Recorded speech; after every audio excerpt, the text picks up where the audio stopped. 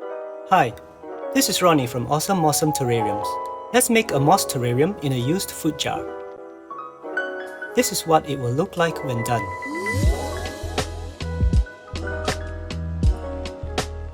We're making our terrarium using the Bikin Sendiri DIY Kit.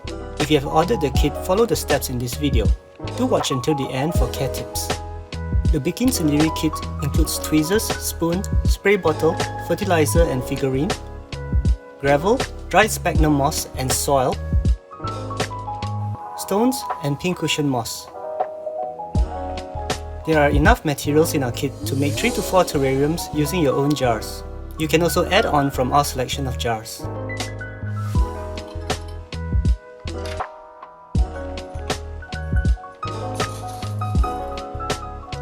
Let's start by filling the jar with gravel to 1 cm depth.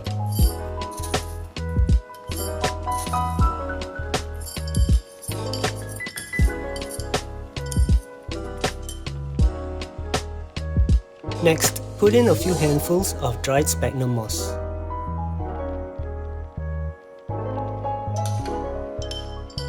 Press the moss down evenly to flatten it, so that all the gravel surface is covered by moss.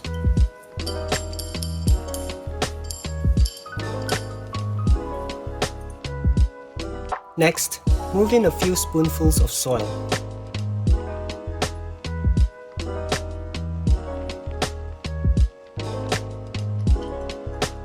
Spread the soil over the dried moss. We have now created a false bottom. This layering technique allows extra water to drain out of the soil. It is also done as a decorative feature. Next, we add a few more spoonfuls of soil to create a mild slope. Pat the soil down just enough to get it secure, but do not excessively compress.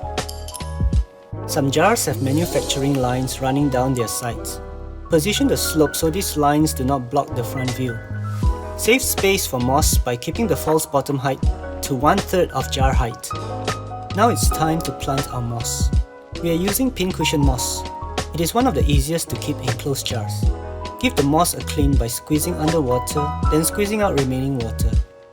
Removing dirt and debris will help reduce the spread of mold inside a terrarium.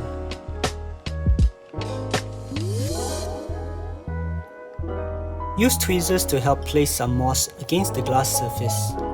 Note that moss doesn't require contact with soil to survive, so you can compress the moss against the glass to get it into shape.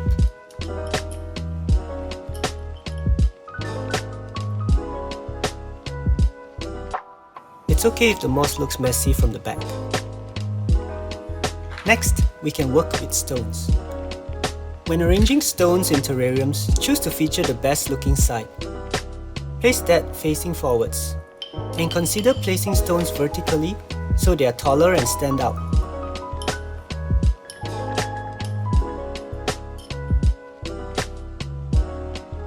Continue building up the terrarium with moss. Work with small clumps at a time to slowly shape a mossy landscape. Try keeping moss clumps tightly compressed. Conceal brown portions and have green parts only visible. This creates a more natural, fresher look. Optionally, you can spread some gravel over exposed soil as top dressing. This feature helps to brighten up the color of dark soil. Do not spread gravel or stones on top of moss, as this will slowly cause the moss underneath to die off from lack of light.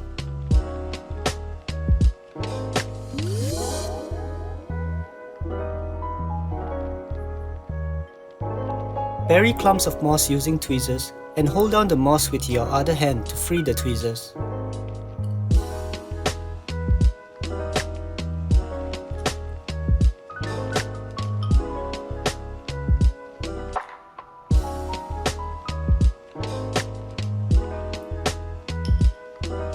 When placing stones, try slotting them in between clumps of moss. This is preferred over placing them on top of moss and blocking light.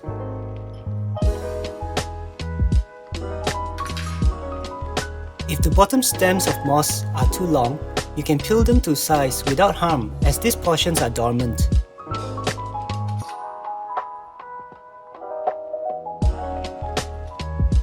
Again, observe how I use tweezers and a free finger to arrange moss. This is quite an effective technique. The landscaping is done. Notice how I work with the natural compression of pincushion moss to help hold the moss and stones in place. You can include figurines to your liking. It's best to use plastic or glazed ceramic figurines or materials that will not react to high humidity. Now we apply our first watering. Just a light spray to wet the moss surface is sufficient.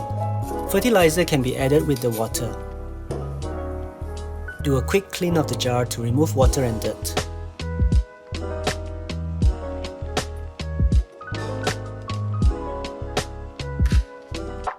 Lastly, place the lid on. For airtight lids, do not twist close all the way, as a slightly open lid allows the jar to breathe better. Our terrarium is done. A closed jar traps moisture, creating a humid environment for moisture-loving plants like moss. Here's a summary of moss terrarium care in 4 easy steps. Let's go through them. 1. Place your jar in a bright and cool location. Moss should receive at least 100 foot candles of light for 10 hours daily. Use a light meter app with phone next to the jar to measure foot candles. 2. Open the jar lid for a few hours every week. Periodic airflow clears condensation from the glass surface and reduces the buildup of mold. 3. Water lightly when moss feels dry to touch. Check with a clean finger. Spray just enough filtered water to wet the top surface. 4. Fertilize. Mix a pinch of our supplied fertilizer to a full spray bottle of water and shake well before use. Let's learn about moss so we can better care for it. Moss is a small, simple plant. Green upper portions grow outwards from dormant stems below. Individual stems grow in densely packed mats to better retain moisture. Unlike larger plants, moss does not have real roots to draw up water and nutrients. Instead, like a sponge, moss absorbs water and nutrients directly through their skin. This is why you can water moss by spraying their leaves. But also like a sponge, moss can dry up easily. Their ancestors were some of the first plants to colonize land from the sea, so moss usually grows where it is humid and wet. That is why moss goes so well with closed terrariums. I hope you enjoyed learning how to make moss terrariums, and I look forward to seeing your creations. Drop us a message if you'd like to order a Bikin Sendiri DIY kit. If you enjoyed this tutorial, please become a supporter on Patreon to help me create more regular quality content. Also look for me on YouTube, Instagram and Facebook, and like, follow and subscribe for updates. Until next time, keep planting.